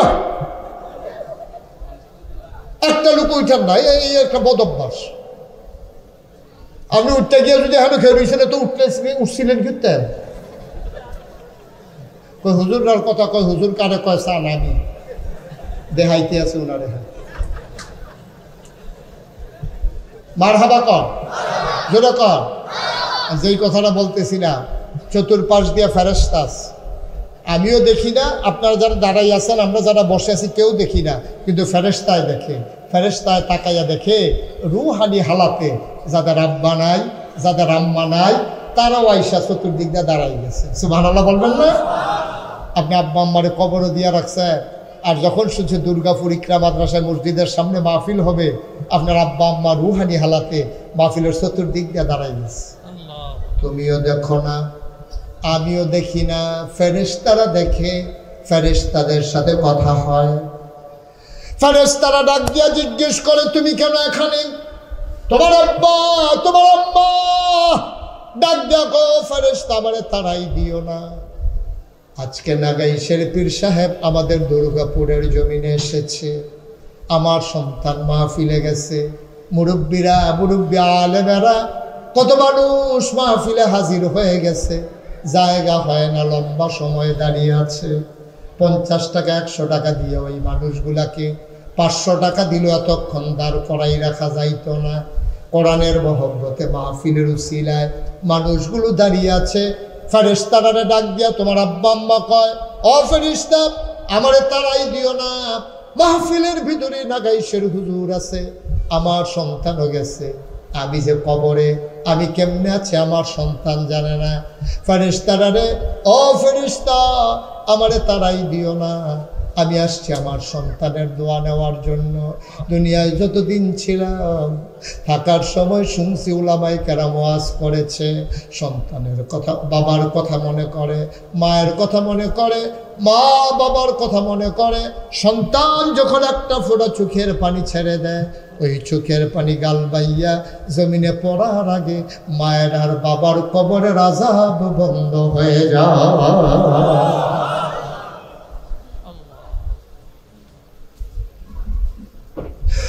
ফেরেশতা আমারে তাড়াইয়া দিও না, আমার সন্তান প্যান্ডেলে নাগাইশের হুজুর দোয়া করবে, আমার সন্তান দোয়াতে আমিন আমিন করে কানবে। আমি এসেছি দোয়া নেওয়ার জন্য। আমি দোয়া নিয়ে গিয়া দেখতাম চাই, এই দোয়ার উসিলায় আমার কবর, আমার সন্তানের চোখের পানির উসিলায় আমার কবর জান্নাতের টুকরা হইছে নাকি। আমাদের যাদের আব্বা নাই, আমাদের যাদের আম্মা নাই, যাদের আব্বা আছে আম্মা আছে, দাদা দাদি নাই, ও আখাউড়ার মানুষেরা, ও কলিজার টুকরা যুবকেরা, একটা মানুষ চলে যাবা না, উঠে যাবা না, লম্বা সময় আমি তোমাদেরকে ধরে রাখবো না। সবাই মিলে দোয়া করবো আব্বার জন্য, আম্মার জন্য। কথা একটা মনে রাখো, যারা হেঁটে হেঁটে আস্তে আস্তে করে চলে যাও, সাদা কাগজে লিখে নাও, তুমিও যেই দিন কবরে ঘুমাইবা, ওই দিন তোমার সন্তানও তোমারে কবরে ফালাইয়া আস্তে করে চলে যাবে, তোমার জন্য দোয়া করবে না, ঠিক কিনা? আজকে যদি তুমি তোমার আব্বার লাগিয়া দোয়া না করো, তুমি যদি তোমার আম্মার লাগিয়া দোয়া না করো, তো তুমি কবরে গেলে তোমার ফুতে তোমার লাগিয়া দোয়া করবো, এটা আশা করো কেমনে? এটা আশা করো কেমনে? তুমি বালার গড়ো, বালা হয় না। আর তুমি বেড়া ডুবলে বেড়ার গড়ো, দোয়ার সময় তুমি আরো রাস্তা দিয়া, আর তোমার গড়ো হেই ফুতুই বতে বইয়া বইয়া দোয়া করবো, তে মাহফিলও আইবনি। তো মাহফিলের সাইডে কিন্তু একটু একটা বুট বাদাম খাইয়া আটটা আটটা ভাগ্যে উঠতে থাকবো। তুমি যে মাহফিলতে উঠতে যাও, তোমার সন্তানকে তুমি কি শিখাই দিয়া গেলা। সুতরাং বাবারা, ভাইয়ারা, একটা লুকো যাব না, আমরা সবাই মিলে দোয়া করে, আব্বা আম্মার জন্য দোয়া করে, আব্বা আম্মার কবরগুলোতে জান্নাত বানাইয়া তারপর আমরা যাবো ইনশাআল্লাহ। রাজি আছি সবাই? আল্লাহ যেন কবুল করে, সবাই কোনা আমিন, জোরে কোনা আমিন। প্রত্যেক দিন তো আসি না, ইচ্ছে করলেও আসা সম্ভব না। এই বছরও কোনো সুযোগ নাই, পরের বছরও দাওয়াত রাখার আর কোনো সুযোগ নেই। 25 সাল, 26 সাল, 27 সাল পর্যন্ত মাহফিল মোটামুটি তারিখ দেওয়া আছে। বাঁচলে আর কি, মরে গেলেও দেখেন বলবেন না। শুনে কোন আমিন। সবাই মিলে আমরা একটু দোয়া করবো, দরকার আছে নাকি নাই? যারা দাঁড়ায় রয়েছেন কষ্ট করে, এখন আর নড়াচড়ার দরকার, একটু দাঁড়ান, আমরা দোয়া করে দেবো ইনশাআল্লাহ। যেহেতু এই মাদ্রাসাটা আল্লাহর খাস মেহেরবানি, আমাদের ইকরা দারুল উলুম,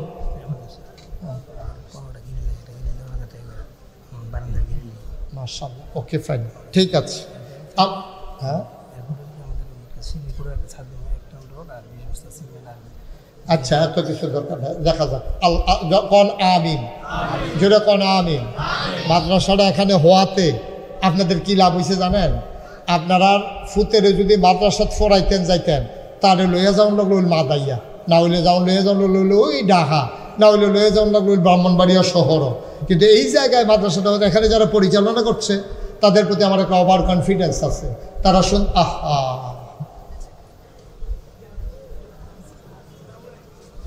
ভাই,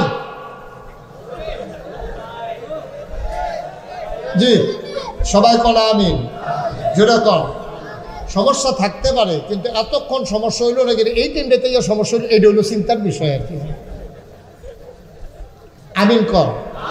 যেই কথাটা বলতেছিলাম, এই মাদ্রাসাটা হওয়াতে আপনাদের এলাকার এমন একটা উপকার হয়েছে, এই বাচ্চাগুলো হয় ব্রাহ্মণবাড়িয়া যাওয়া লাগতো, নাইলে দূরে কোথাও মাদ্রাসায় যাওয়া লাগতো। এখন গরম ভাত খাইয়া ইকরা মাদ্রাসা দাইয়া পড়তে আছে, লেজার দিলে মাঝে দিয়ে গিয়া খাইয়াইয়ে আপনার মনে ধরলে আপনি আইয়া বাচ্চা চাইয়া যেতেন পারেন, মহিলারা আইয়া দিয়া যেতেন পারেন, ছোটো বাচ্চা আবার আইয়া লইয়া যেতেন পারেন। এটা বিরাট উপকার হয়েছে। এই মাদ্রাসাটার ভিতরে এখন মাত্র এই 15 কয়টা গ্রিল লাগে, আর উনি দৌড়ে কি লেখা, কয়টা গ্রিল লাগে ওনারা কাছে থাকতে বলেন, মাদ্রাসার প্রিন্সিপাল সব কাছে থাকে। আপনি এমনি নিরাল আলগা জিজ্ঞেন করে দেওয়া জায়গা দেন, মার হাবা কর। 15টা গ্রিল হইলে ঘরটা স্বয়ং সম্পূর্ণ হয়, বাহি কাজ তার আগে লইছে। একটা গ্রিলের দাম মাত্র 10,000 টাকা, একটা গ্রিল 10,000 টাকা। আমি প্রাণ ভরে দোয়া করে দেব, যাদের আব্বা আম্মা কবরে, আল্লাহ যেন এই কবরগুলাকে জান্নাতের টুকরা বানাই দেয়।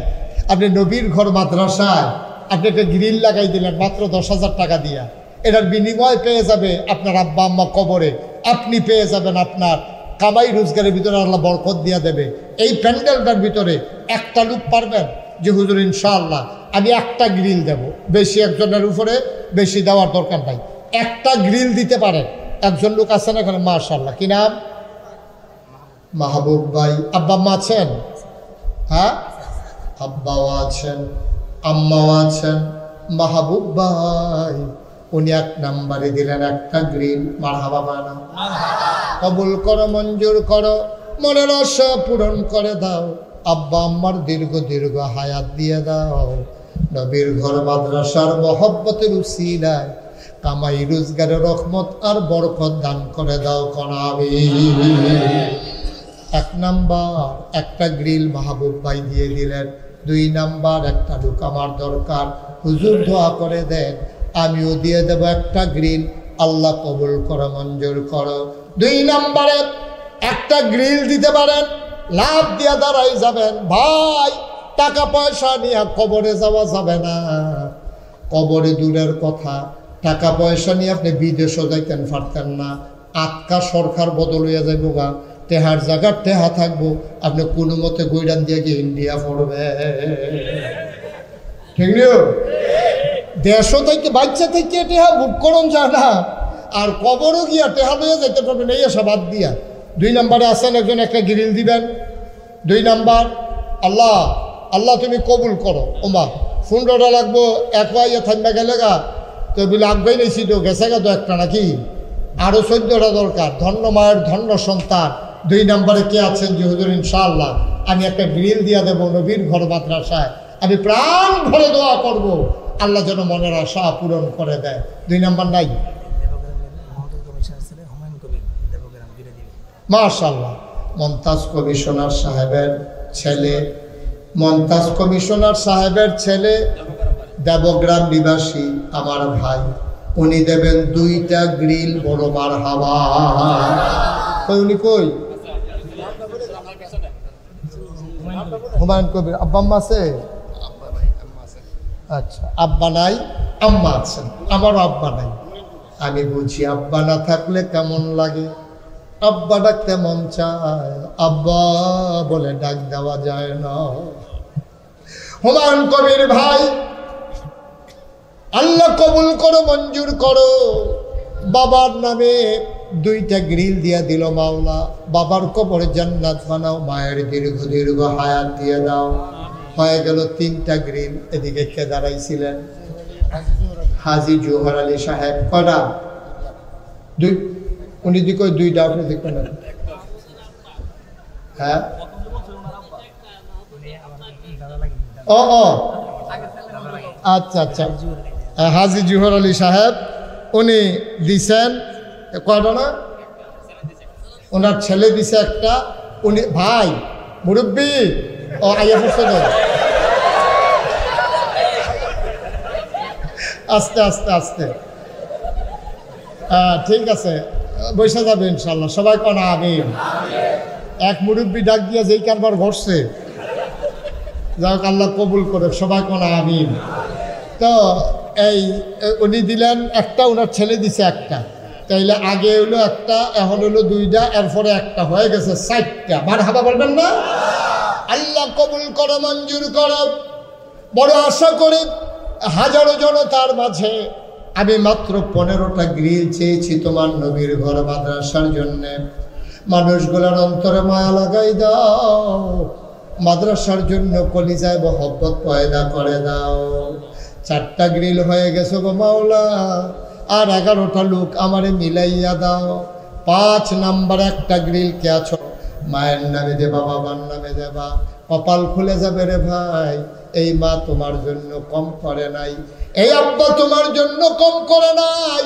আব্বা আম্মা কবরে শুয়াইছো, মায়ের জন্য বাবার জন্য একটা গ্রিল তোমার হাতে উঠে না।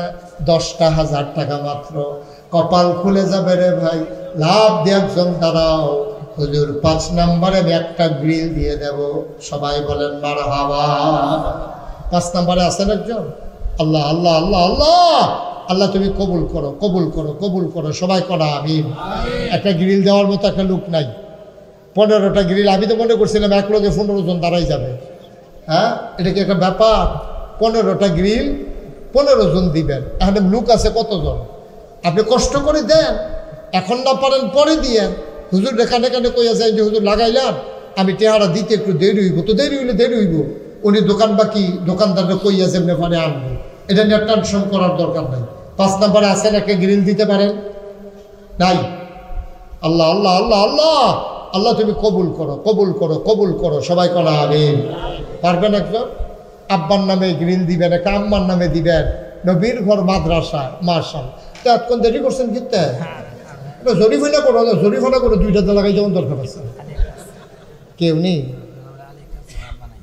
জনাব আলী আক্কাস ভাই, আব্বা নাই, মানুষগুলো বাপ হারা। আমি আমার আব্বা হারাইছি অনেক ছোটবেলায়। আমি বুঝি রে বাপ না থাকলে কেমন লাগে। আমার আলী আক্কাস ভাই, আব্বা নাই, আমার ভাই একটা গ্রিল দিয়া দিল। আল্লাহ কবুল করো, মঞ্জুর করো, মনের আশা পূরণ করে দাও। আব্বার কবর জান্নাত বানাও, মায়ের দীর্ঘ দীর্ঘ হায়াত দিয়ে দাও। আলী আক্কাস ভাই দিল একটা গ্রিল, হয়ে গেল 5টা। আর মাত্র 10টা গ্রিল দরকার। আল্লাহ কবুল করো, মঞ্জুর করো। এলাকার মানুষগুলোর অন্তরে এই মাদ্রাসাটার জন্য তুমি মায়া পয়দা করে দাও। নবীর সুপারিশ কিয়ামতের ময়দানে নসিব করে দিও গো মাওলা। একটা লোক লাভ দিয়া দাঁড়াও, ধন্য মায়ের ধন্য সন্তান।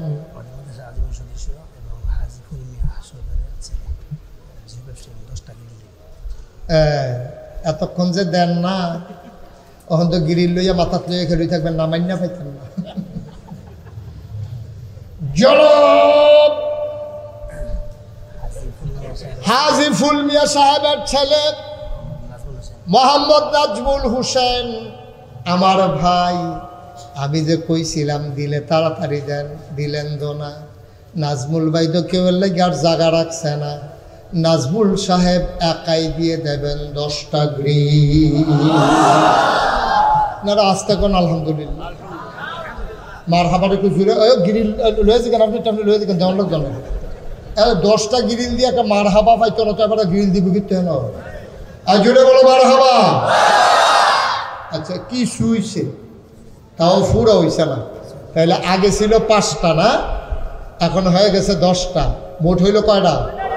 বা কথা কয়টা? কয়টা? দিলে দিব, না দিলে নেই। যুগের লিখে তো ভালো, যুগকরণের লিখে ভালো। 5-10 কত এটা সকলে পারে। সবাই বলেন মারহাবা। তাহলে আমাদের 15টা গ্রিল দরকার ছিল, 15টা আল্লাহ মিলে। আলহামদুলিল্লাহ বলবেন না? আল্লাহর শুকরিয়া আদায় করলে আল্লাহ নেয়ামত বাড়াই দেয় নাকি দেয় না? আল্লাহ যেন কবুল করে। সবাই কোন আমিন। না আর এখন আমরা গ্রিল দিয়ে কিতা করা, ওনার এখন টেহা দিত, আমরা সিঁড়ির রুমটা করণের বাহির হয়েছি। সিঁড়ির রুমের জন্য উনি 10,000 টাকা সিঁড়ির রুমটা আর গ্রিলটা হয়ে গেলে গা মোটামুটি আমরা আগে যাবো ইনশাল্লাহ। সিঁড়ির রুমটার ভিতরে 1 টন রড লাগে, 20 বস্তা সিমেন্ট লাগে, এটা কোনো ব্যাপার না। এমনও লোক আছে 1 টন রড দেওয়ান তার লেগে কোনো বিষয় না। আমি আমার এটা নাম কোয়াইয়েন না, আমি যারা চিনি তারাও এখনো দৌড় আছে। আল্লাহ বরকত দিব ইনশাআল্লাহ। আর যারা পারেন যে হুজুর এখানে 1 টন রডে 1 লক্ষ টাকার মতো লাগবে আর 20 বস্তা সিমেন্ট, আল্লাহ ঢাইলা দেবে ইনশাআল্লাহ। আল্লাহ আল্লাহ তুমি কবুল করো, কবুল করো, কবুল করো। সবাই করা আমিন। হ্যাঁ কিতা করতে কয়?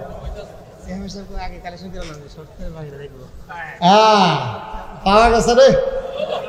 না এটা গোপন কথা কখন যেত না। না না এটা কইলে অসুবিধা আছে, এটা কইলে আর কেউ আগ্রহিত না। ঠিক না স্যার? এটা আমি বুঝি বলা, তোমরা দিয়ে লবার পর আমি যেটা কোন বুঝ করে কইয়া দেন, অসুবিধা নেই। মার হাবা কর, যেরকম মার হাবা। আচ্ছা এবার আসেন, আমরা 15টা গ্রিল দরকার আছে, আল্লাহ দিছে নিও তো কি দেখো আলহামদুলিল্লাহ কইতেন না? যেরকম আরো জুড়ে কি দেখে লোকের কি হেন শক্তি এরকম কম, যেরকম আলহামদুলিল্লাহ। তাইলে আমাদের 10টা-15টা গ্রিল হয়েছে, একজনে 10,000 টাকা দিয়ে অন্যও আছে।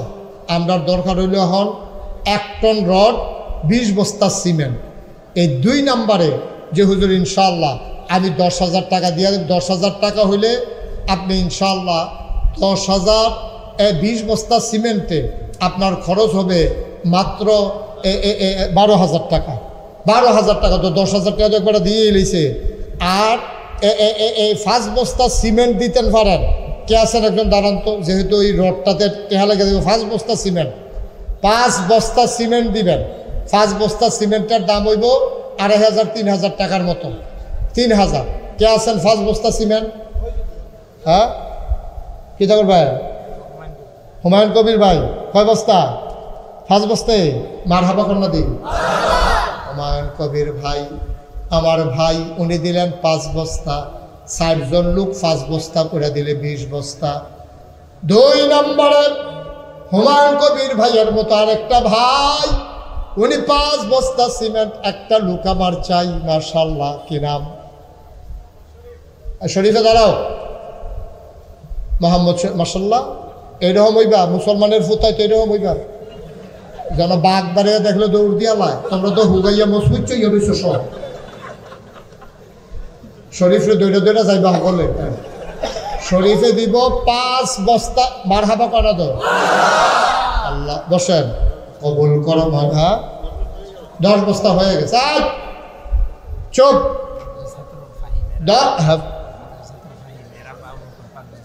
আচ্ছা মাদ্রাসার ছাত্র আমরা ফাহিমের আব্বা, উনি দিব 5 বস্তা। হয়ে গেছে মারহাবা করা দাও। হয়ে গেছে 15 বস্তা। আরেকজন দেন 10 বস্তা, 5 বস্তা, 20 বস্তা শেষ। আল্লাহ আল্লাহ আল্লাহ আল্লাহ। ওই যে মাশাআল্লাহ কত? 5 লই না 2 বস্তা। না না লাগতো না, বেটা সিমেন্ট লাগতো না। গুস্ত দিয়ে ভাত খানা করে নিরামিষ দিয়ে দুগলা খাই। আল্লাহ দিব কি হল বহনা বেড়া 5 বস্তায় দিব। হ্যাঁ পারবেন নি? 5 বস্তা দিব কি না? আজকে আলমগীর ভাই উনি দিয়া দিছে 5 বস্তা। হ্যাঁ গেল 20। মারহাবা করা, কবুল করো, মঞ্জুর করো, মনের আশা পূরণ করে দাও। কি নাম? আস্তে 10। কি নাম? হ্যাঁ জুয়েল 10 বস্তা। সুহেল দিব 10। মারহাবা করা। যেটা কয় না মার হাবা 20 এখন ওই হচ্ছে 10 এই হুজুর প্রিন্সিপাল হুজুর এই সিমেন্ট আয়োগ টেহা দিয়ে আপনি রোডও লাগাইলেন লাগতে পারে কখন যেটা কাম লাগলে সিমেন্ট কি বহন যারা যারা ইয়ে তারা মাথা থাক বস্তা করে দিয়ে খেলা করে এটা বুঝিয়ে বহন মার হাবা কয়টা তাইলে আপনার 30 বস্তা হয়েছে এখনো কেডা রাজু কিতা করবো মাশাল্লাহ আরে কসকুচ্চান উঠরে রাজু দিয়া লাইছে 5 বস্তার মার হাবা কয়টা রাজু দিয়া লাইছে 5 বস্তার দাম হয়ে গেল আমাদের 35 বস্তা ওই তো লইছে যখন এটাকে মিলমত হয়ে যাও আরেকজনে 5 বস্তা দেন আল্লাহ আল্লাহ সিমেন্ট বেচে আমরা রড কিনালাম আল্লাহ তুমি কবুল করো 5 বস্তা আরেকজন দেন কইয়া লাইছি হ্যাঁ একটু দাঁড়ান আরে কষ্ট করে দাঁড়ান না আপনি কি দাঁড়াইয়া দূর হইছে ও না আরো আছে তো পুরাটা দাঁড়াইছে না রে কিনা আক্তার ভাই কয় বস্তা 5 বস্তা আক্তার ভাইয়ে 5 বস্তা হয়ে গেছে 40 বস্তা এটারে আমরা 50 করে লাভ এটা 40 শুনতে খারাপ দেখা যায় 50 বস্তা করে লাভ ওই 20 বস্তার পরে টেহাডি দিয়া আমরা রড লাগাইলা আর আমরা সাবেক যে চেয়ারম্যান সাহেব মাশাল্লাহ কিতা কইছে এটা তো শুনছ না কইলে যা কইতে আছে আরো 2 জনে 5 বস্তা করে দিয়ালো কথা আছে কইতে আছে আর কে আছো 5 বস্তা ওই কিরাম আরে নাম কি আরে নাম কি আরে নাম কি আরে নাম কি আরে নাম কি আরে নাম কি আরে নাম কি আরে নাম কি আরে নাম কি